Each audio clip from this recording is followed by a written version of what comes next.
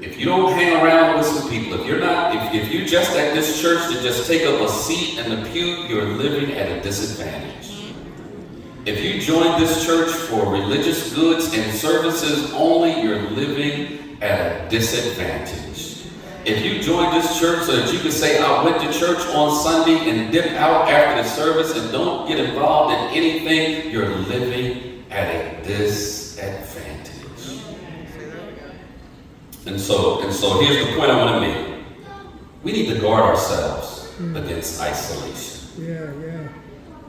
We need to guard ourselves against isolation. And I know you're saying, I'm looking at that bubble over your head. You've been hurt by people. You've been hurt by people in the church. But I ain't seen too many of y'all say, I've been hurt my job, but I ain't stopped going to work. Don't you look up here with that church face. And when I used to hang out at some places that I'm not going to say where I hung out at, they hurt me, but guess what? I kept coming back. It hurt me, but I kept coming back. And then we get saved and become Christians. And now, we can't tolerate somebody saying something bad. We can't tolerate, Christians all hypocritical. Well, so are you. They're always talking about people. Well, you're talking about people right now.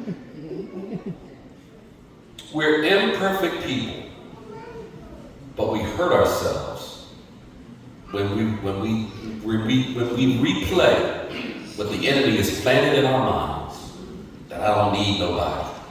I got myself, and that's all I need. No, I need you, and you need me, and we all need each other. Why? Because we were created for community.